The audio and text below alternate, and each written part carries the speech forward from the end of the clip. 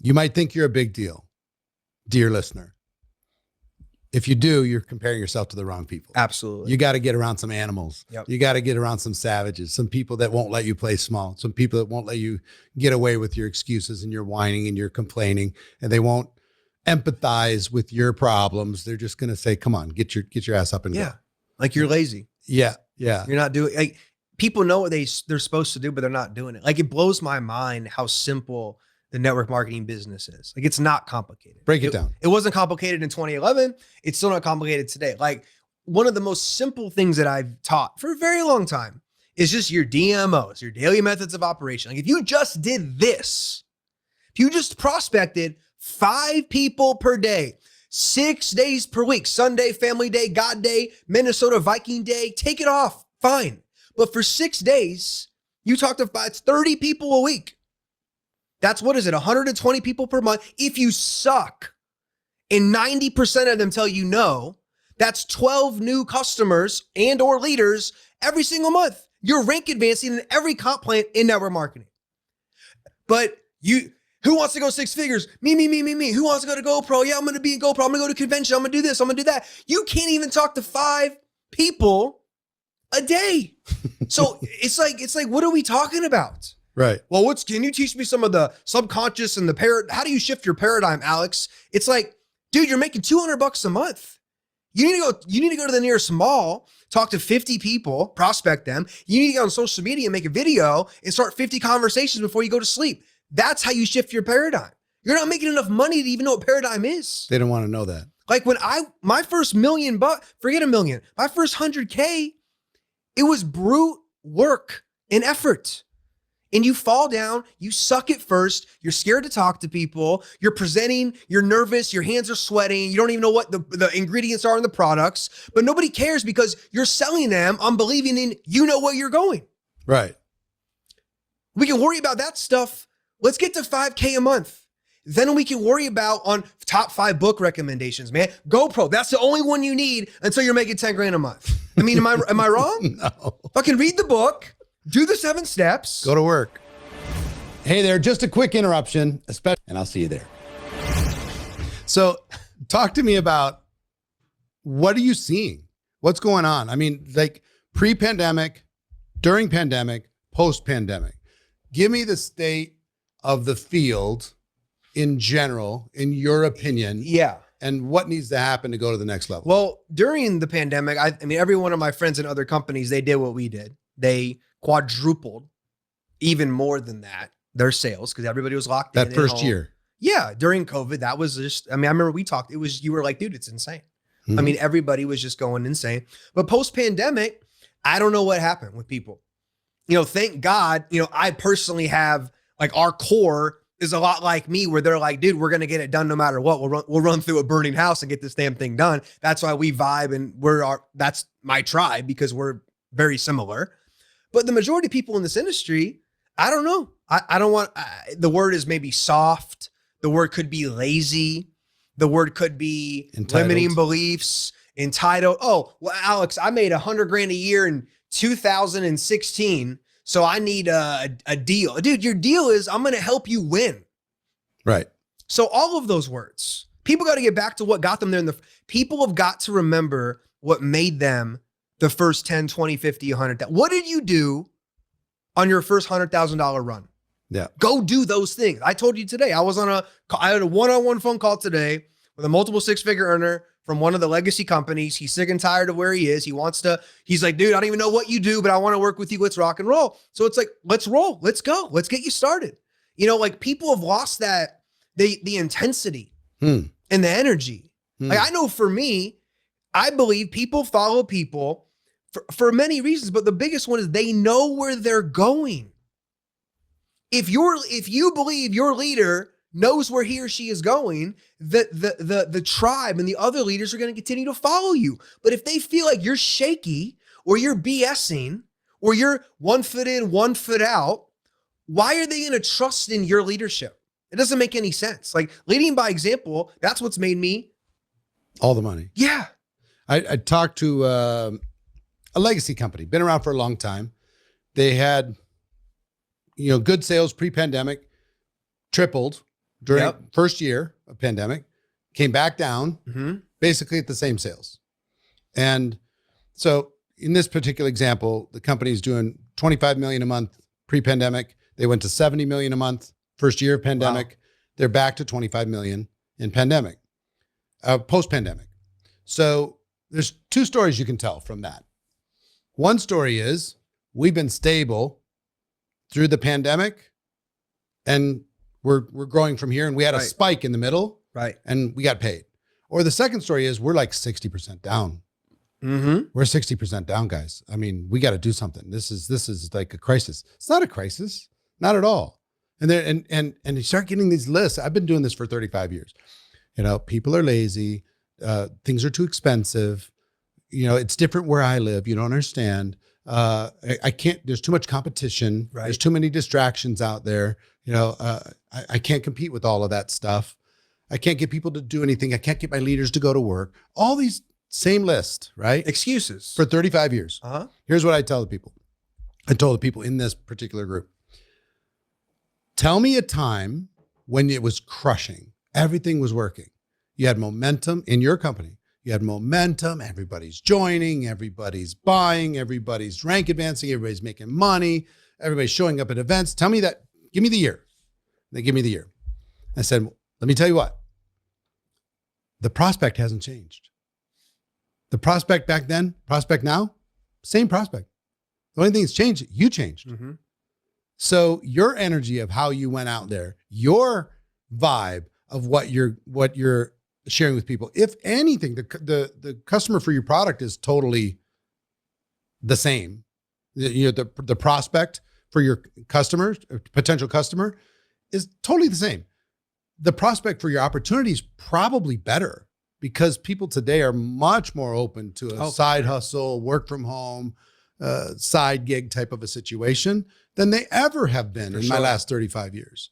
So these limiting beliefs that show up are completely fabricated to justify people not wanting to put on the work clothes again and do the stuff that makes them a little bit uncomfortable. They bought this story. I'm going to build it once and have it forever. Or I paid my dues. I don't do that anymore. I don't work with new people anymore. I just show up at events, take selfies, kiss babies, and, sign autographs, give a little talk, that's my role. I'm an ambassador now. I'm not a builder. I'm an ambassador, like Hall of Famer, type of a thing. So I could go on and on, but I do want to, you travel around the world. How many countries have you been in? 76. 76 countries. Yes. Tell me what you notice in success, hunger, enthusiasm, work ethic in countries around the world. Yeah. And kind of rank them as in terms of entrepreneurial passion, hunger, drive, willing to pay the price, work ethic. What's the hungriest down to the laziest? Yeah, it's an interesting question. I'm actually in 4 countries in the next 3 weeks. Okay. So I've been all over the map. Well, I'm just going to open up the can right here. I'll just share a couple things about just some stats and about different places. I think I was born in US, right? I think Europeans are smarter. I think they all speak 2, 3, 4, 5, different languages. That's always a great market, and they are hungry. One of our top markets is Europe. Like Germany is massive all over Europe. Very hungry, very more intellectually gifted people in Europe. Like they'll come, like I walk into a meeting in Munich, Germany. People are dressed. People are like professional. People are like, this is a business. I walk into a meeting in, Houston, Texas. And I love everybody, man. Like I really am. I love everybody. I cheer for everybody. But sometimes I walk into some of these rooms and I'm like, where did you find these people? Like, young kids are in the back, they smell, they're messing on their phones. They reek of pot. I'm like, where are we trying? Hey, I'm going to join network marketing and I'm going to try to recruit the brokest person I know. Like, we should do that. That's a good idea. It doesn't make any sense. I'll say Latin America, like I'm in Peru and Mexico the next 2 weeks, the most energy, the most fire, the most desire probably has to do with like our teams in Argentina. The currency is like almost worthless at this point. They're telling me. Places like in Peru, there aren't opportunities. You know, we have a guy in Peru, he's a 6-figure monthly earner. We just broke a young lady there, $50K a month. I mean, in Lima, Peru. So you're going to complain in LA that it's too expensive. But in Lima, come down to Lima and build network marketing. It's more, I don't care what anybody says, it's more difficult to build this in Guadalajara, Mexico than it is in Dallas, Texas. It just is. Like in America, Americans are the laziest. they just are. Like why do you think that is? Before We're like a capitalist country. Why is that? No, and this is the thing. It's so easy to win in this country. If you just show up, wake up early, bust your ass, read a couple books, work out for your mental health and your physical health, you should run laps around most people. You know, I'm 34 now, but if you look at the 20-somethings, the teenagers, they're vaping like crazy. They're TikToking, they're dyeing their hair, they're dyeing their nails, they're getting high all day. They don't do anything. Some of them do, but most of these people, they can't have any they have no communication skills. I don't know what's going on. So I tell like our Americans, and I'm speaking for a big insurance company in February. Mhm. I'm like, listen, in America, you should run laps around most people. If you just do a little bit of effort, you should smash it. So Latin America, most energy. It's like going to a rock concert, man. It's unbelievable. Europe, I think they're more intellectually gifted. I'll tell you something. You know who are the most quietly savage builders? Asia. Our Japanese team, we don't even know what they're doing for the most part. I've done 5 Zooms for this organization. They have almost 10,000 active customers. And they treat it like, and I learned this when I was in Jeunesse, the CEO, Wendy was her name. Mhm. She said, hey, young guy, I like your videos. You got a lot of energy, blah, blah, blah. She goes, you want to get really rich in network marketing? I said, yeah. She said, Asia. And I think at the time, her Chinese business fit, I don't know. Someone I think told me it was like 100 million a month at one point. I don't know if that's a right number, but I think it was. So they treat it like a job. They have a national network marketing day in Japan. They told me this. Really? Alex said, we have a national network marketing day. Like it is a holiday. Like it's not blasted like in America. Pyramid this, pyramid that. Over there, it's like, what company are you in? Of course we're in network marketing. What else are we supposed to do? So that was a lot there. But let's go back to US for a second because we're in America. I love America. I bleed red, white, and blue. I don't agree with everything our governments have done over the last 25 years. I don't think anybody does, but I believe in the American dream. I think it's a dream for everybody. I've seen enough success stories in this profession from people that have come in from Honduras to Guatemala to Mexico, from Canada, from Europe. They come to America, they have this dream and they make it happen on a very large scale in different industries, especially network marketing. But I think I don't understand why media, TV, newspapers, people's parents, they demonize working hard. Like I've heard so many times, like you shouldn't work so hard. Obsession is a problem. You know, the kid can't pay attention, so let's throw him on all this medication. To me having a little bit of ADHD or whatever the hell they tried to tell my parents in 3rd grade, I think that's a strength for me. Yeah, the anti-hustle culture. I can focus on things like ADHD. A dude has dreams. I'm not gonna. Someone said that. I don't know who said it, but I stole it. Right? ADHD. A dude has dreams. It's like for some reason in America they're pushing this like it's okay to be average. It's okay to be mediocre. They're demonizing the rich at a very high level, which is just you break down the economics behind it. The wealthy people employ everybody else. Yeah. You ding dong. Like they employ tens of thousands of people. If there wasn't a wealthy CEO, there wouldn't even be an Apple or a Meta or a Tesla, or a UFC. How many people does Dana White employ? I don't know. A ton. So I think the paradigm in this country has just gotten so on the other spectrum of reality and what people should be thinking about. What do you think needs to happen? What's the wake-up call? People need to listen to more content like this. You know, people demonize the Andrew Tates of the world. I don't agree with everything that guy says. Right. The stuff he says against women, I highly disregard because I'm married to a very brilliant, smart businesswoman. But most of it, get in shape, make money, take care of your family. What's wrong with that? especially as a male. We have lots of females killing it too, but there's like a thing I don't know. I feel like as a man, you have certain responsibilities.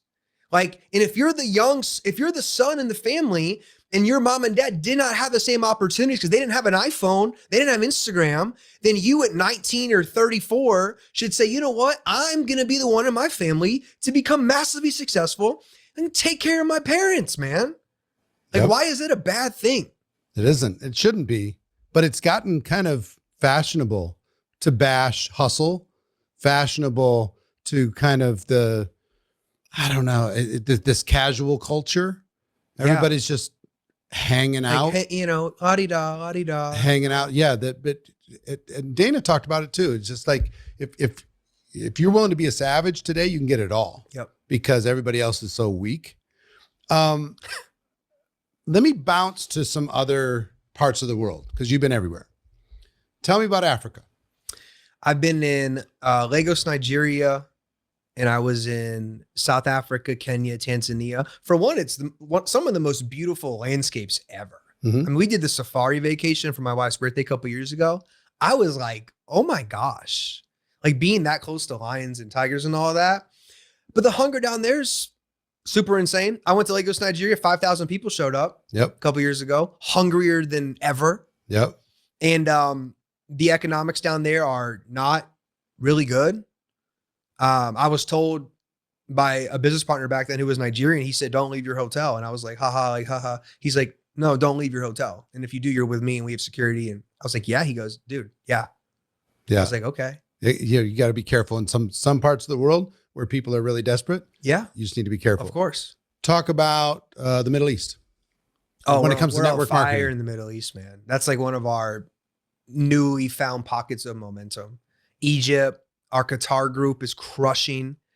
I will say another high level of desire in Egypt. Like we got, I sponsored 2 young guys out there, both doing 6 figures now plus, and they have a great organization and team. I went to Kairos, a couple thousand people showed up. Just, they're grateful. They're more grateful to get access to information that they no longer would get access to. So so when you're more grateful, what do? You treat it more serious. That's what you do. You're taking notes. You're so hungry to learn something new that can change your business and can change your life. So the Middle East, we have groups in Lebanon, Egypt, Qatar, UAE, super professional. Super professional, super skilled, super good. I mean, 95% of the events that I do are out of the US. We have lots of sales in the US. Sure. We have a great team in Arizona that's doing really well. And I'm in LA this weekend, but the energy, you feel a difference in the energy. the energy and the hunger is just different. Talk to me about Eastern Europe. Western Europe's one thing. Eastern Europe's kind of another thing, isn't it? Yeah, we have groups in Serbia. Is Poland? Yeah, I think so. Yeah, Poland's on fire. Serbia, Latvia, Slovenia. A little bit colder. Yeah. I was told when I was in Kosovo, they're like, don't make any jokes when you speak tonight. And I was like, what do you mean? And no, this is like real. And this guy was from Albania, which is like very next to Kosovo. He said, listen, man, these people went through a civil war like 10 years ago. Like some of them watched their neighbors get their head chopped off. They're not really into laughing, but they'll build the business. So over there, it's a little more intense energy. Western Europe's more like, yeah, let's jump and scream and let's yell. Because I see you bounce around a bit. Yeah. You jump up. You We get do. the physical energy going. We put that Lions in the Wild song on and we get their physiology up to frequency because there's truth to that. Like Right. Tony Robbins does that, not because, it looks cool for social media, but there's science backing these things. So tell me about that science and tell me why you intentionally get people moving their bodies when you're teaching Yeah. them. Well, communication, what is it? It's physiology, tonality, and the words. Words are the lowest percentage on effective communication. People watching this on YouTube, it's like they may not remember every word that you and I say, but they're going to remember how they felt, right? Lots of people have said that one. But when you get the body engaged, like from you're sitting, you're slouching down or you're sitting up straight, like you're more focused, like you're ready. Like I'll say, stand up, sit down, stand up, stand up. This sound like you're a multimillionaire. you get them starting to increase their belief system through intentional actions. Yeah. I know, and I haven't really dove deep on the whole breath work thing, but now there's lots of stuff coming out about the Wim Hof breathing and all these different things. Yeah, and Gary cold Breckett talks about it too. Right. And that's Have you done the cold plunge thing? I've gotten in them. I don't own one yet, but I'm going to get one in Miami because why not? I was going to do the cryo, but Gary said, no. The cryo chamber thing at home. But he said cold plunge it's 10 times. And it hurts, but you go numb. Yeah. But man, I'll tell you what, you get out of that thing, dude, you were just so the physiology, back to the physiology, the motion creates the emotion. Yeah. In presentations, when I am when in my role is people will do the product breakdown and the origin of the company, the owners, blah, blah, blah. And I'll get up and I'll do story, comp plan, close. And when I'm closing, I'm making them raise their hands. I'm making them say yes. Because when did you find that? How long ago? Couple YouTube videos. I don't know what year it was. I would say you didn't always do it. No, I would say 2015. Okay. I started seeing more audience participation stuff. I started seeing like turn to the person on your left and say you're a champion. And I'm like, wait a second. Okay. Cause I would watch someone say that and then I would watch the audience. And when you say turn to your left and say you're a champion, when they do it, they immediately start smiling and they start to feel good and they're more receptive to what you're going to teach them. And I do, and it's different because now I'm doing some different speaking engagements outside network marketing and I get looked at a little bit differently because a lot of these business seminars. Well, you're walking in as a rock star in your network marketing company. You're already pre-approved. Correct. And in some of these big arena events. Yes. But I love, dude, like, I get off to it though, man. Like I was somewhere in Florida and it was like a blue collar American dream event. I'm like, raise your hand if you know me. It was like, dude, 3 dudes in the back. Yeah. But by the end of that talk, it's like, a fourth of the room probably thought I was just some crazy young guy, but everyone else was like, dude, who's this? Because a lot of these guys are not speaking with that same level of energy and intensity. And it's genuine. Like I don't plan, I'm going to be intense tonight. It just, I'm calm sometimes and I get intense sometimes. Cause I think we're talking about freedom, right? People in network marketing, you're literally in a business where you can make $0 or you can make millions. Mm-hmm. So and you're telling Eric, hey, this is my way out. This is how I retire my mom who works 2 jobs. This is how I pay off my loans. Should you not be a little intense and enthusiastic about that? Yeah. I don't understand. Energy is such a big deal. Physiology is such a big deal. And I teach our other people when you present, hey, does that make sense? Yes or yes? Yes. Get them saying yes. Right. And there's sales book. I think Brian Tracy said, if you get somebody to say yes 7 times, I think that 8th question, most of the time, they're going to be like, yes. Does this make sense? Yes. Could you see yourself making money on your phone and traveling around the world? Yes. Wouldn't it make sense to make money on Wi-Fi in 2023? Yes. Wouldn't you love to work with me and work with some other people you heard here tonight? Yes. What do you like best about everything you saw? Well, I'd love to make more money. Awesome. Let's go ahead and get you started. Doesn't that make sense? Yes. Let's go. So the yes mode is a real thing. Getting people into yes mode. And I didn't make it up, but it works. So tell me what's next for you. I mean, you've been on this journey. You got married along the way. Is there a family, kids coming? Children Talk is definitely alive and well. So, all right. Any ideas as far as how many kids you'd like to have? I think she wants more than me, but it's definitely going to be at least 2. Yeah. All right. We're kind of waiting to see where there's a lot going on right now. So I want to make sure it's going to be a little calm if I'm going to get the wife pregnant. Okay. All right. So tell me, you're 34 now. Yeah. You started when you were what? 22? 21. 21. So 13 years, half your life, practically. Not half your life. That's bad math, but 13 years, lots of ups and downs. Yeah. Trials and tribulations, victory and defeat, hero and villain. 2 questions. Question number 1, what are the biggest lessons along the way? What are you most grateful for the last 13 years? And then question number 2, think about in the back of your mind, what's next? What is driving you forward? Right. What are you trying to do next? I would say I'm most grateful for everything because of the lessons. And I'll tell you, in the point I'm getting at is the character that I was able to build that I have today with every area of my life. Being a married man, not everybody is a loyal, great husband. You know, there's lots of people that do things they shouldn't be doing. I just have everything I've gone through from 21 to now has given me like my principles, morals, and character compass, I guess you could say. Like there's certain things I'll do every day for the rest of my life. And there's some things that I'll die before I do those things.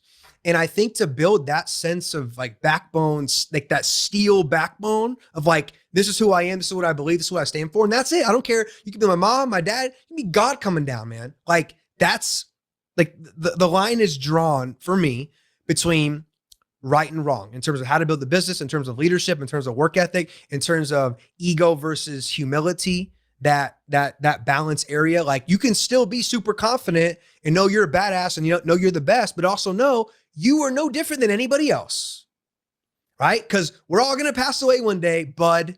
And that Rolls Royce and that mansion and these watches, dude, you're going back to the source, you know, spiritual being, physical body. That's that. Treat people well, right? Treat people well. So I'm grateful for all, like people say, what would you change? If you go back at 23, would you change anything? I don't think I would, because made me who I am today. And I'm proud of myself, but I also know I'm definitely playing too small. Definitely playing too small. How so? On the brand, to be honest, like the Alex Morton brand, it should be way bigger than it is. I finally broke through and now I'm doing these different talks and speaking things and all of that, which is cool. But I look at some of the players that I want to, the levels I want to get to. What's the purpose of that for you? The brand? Reach more people. This is the thing. Bob Proctor taught me certain things that changed my entire life. And when he passed away, I said to myself, and he said to me also indirectly, I want to take this and give it to the world. Like when Jim Rohn passed away, you probably had a sense of, you know what? I'm going to make sure that some of that information that helped me, I'm going to get that stuff to the world. So that's how I feel with Bob, because we were such a close relationship, you know? So I'm grateful for it all. What's next? My second book came out, The Secret to Knowing It's Already Done. It didn't go New York Times. That was the goal, but it went on Wall Street. Say the name again. The Secret to Knowing It's Already Done. The Secret to Knowing It's Already Done. We'll put the link in the So I you know, show notes. And that's cool. But what I'm really gonna go hard on in 2024 is just more of the personal development, because that's what I do, right? Because if I was just same with you, like you said, you were talking about people are bringing you in from all different industries around the world, right? Mm-hmm. If me and you, and this is the truth, and this is a higher level deal, but if me and you were just network marketing, nobody else would give a shit. Patrick Bet-David's not going to come sit down with you, or you know what I'm saying? If just no, it's not just network marketing. These principles and attitudes and philosophies are applicable to real estate, insurance, solar, door-to-door pest control, life. Jim Rohn is life. Tony Robbins is life. Eric's the network marketing guy. Yeah, but it's the life. It's life guy. It's personal self-development. So that's how I feel. And I feel very strongly about it. I get agitated sometimes when I see people trying to sell programs and courses who have made $100,000 one time. I feel like people are not getting the right information. So my personal like calling is to reach as many people as possible, impact as many people as possible. And God willing, I can be in my 80s, like my mentor, talking, probably be some hologram situation deal going on. And just, that's what I enjoy. Like if you gave me $1 billion tomorrow, my checking account, I would still come over here and shoot a podcast with you. Right. Because this is what I like to do. Yeah. You don't need to do this. No. It's a joke. You have it's a 650, right? 550. Okay. But it's not a joke. Podcast. Because it's life again. Like you're doing it because you feel called to do this. Right. Let me maybe expand your thinking a bit. Yeah. You're 34. 25 years from now, you'll be my age. Okay. Wow. 59.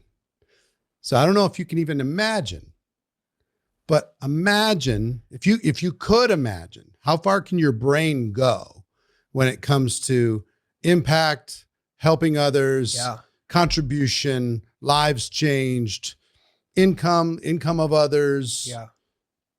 brand, Yeah. what's possible in 25 years? Unlimited, for sure. I mean, why not be like, What can you see? Can you see anything there that far? I can see the Bob Proctors and the Tony Robbins and the Les Browns all on their way out because of just simple Time. time and age. And I see the next wave of these individuals coming up. I know damn for sure I'm right in the middle. You're going to of be that. in the conversation. That's what I say. Because I love doing it. Hmm. I love doing it. I'm going to fly to Lima, Peru, red eye flight, this and that. I have a great relationship with my CEO. If I said, hey man, I don't want to tour for the next 6 months, I'm just going to hang out with my wife, he still pay me the same amount of money. He ain't going to be, oh, go tour. He don't care. He cares, but it's family, right? So I'm doing it because I enjoy doing it. I love it. Turns me on. It's purpose driven. That's what it is. Yeah. Am I still not satisfied because we don't have a jet that has a Morton logo on it? Sure. My wife and I talk about it all the time. We go to TSA, get pissed off. This is bullshit.